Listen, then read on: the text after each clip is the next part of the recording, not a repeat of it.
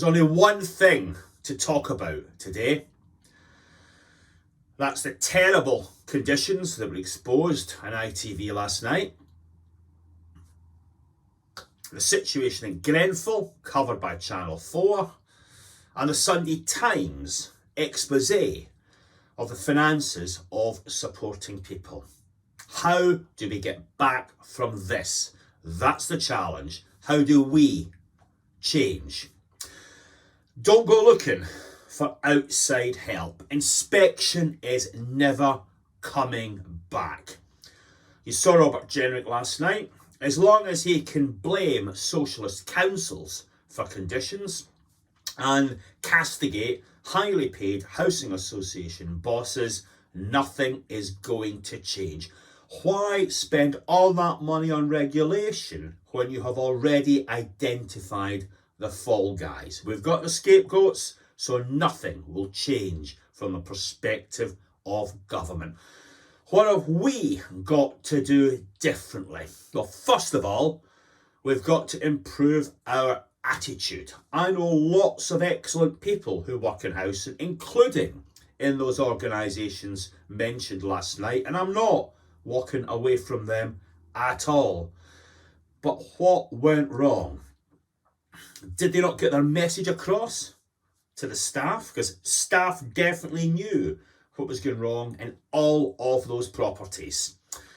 Were they let down by individual members of staff? Were individual members of staff demoralised because whenever they raise issues, nothing gets fixed because of lack of money or something else along those lines?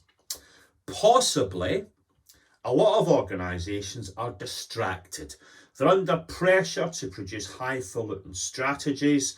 They're under pressure to get ready for in-depth assessments and meet the requirements of the regulator. And the trouble is, there's too much of this showing off in the boardroom and not enough showing up on estates. That strategic and operational split needs careful consideration. Far too often an excuse for inaction. So would more money help? Definitely. One of the estates you saw last night, I spoke to one of the board members last week. He told me they're having to sign a cheque for £1.5 billion to fix it. Where is that coming from? One of the local authorities that was mentioned, £5.5 million required to fix a couple of the tower blocks. Local authority I was talking to recently, £1 billion needed to put the stock into a decent condition. Where is that cash coming from?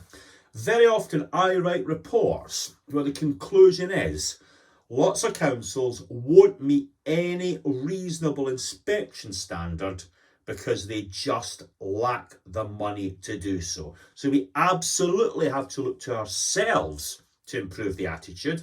A lot of that stuff last night was unforgivable, but we have to look more widely and get the cash into the sector. If we chopped the chief executive's pay in half, it wouldn't alter conditions by an iota. Lots to think about.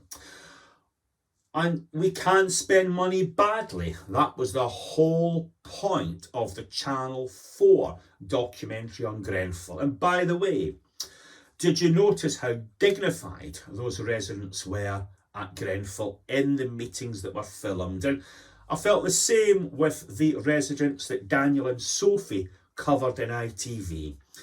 An awful lot of polite, long-suffering people who are just not giving the right level of service to. So it's attitude and spending money well. Talking of spending money well, you must read the Sunday Times article on supporting people. Lots of money going into that. Is it being spent well on the right people and given suitable levels of care to the most vulnerable in our society? Let's hope that Daniel and Sophie from ITV are our friends on Channel 4, get their cameras onto supporting people and hear the voices of those vulnerable people in the same way as they've heard the voices of folk who live on our estates. So the job of the media is often said to be about comforting the afflicted and afflicting the comfortable. We have been afflicted. Time to stop putting out the self-righteous tweets. Time to stop the excuses. Time to change for all of us. Thanks for your attention, and I hope to see you next week when we're in somewhat better fettle.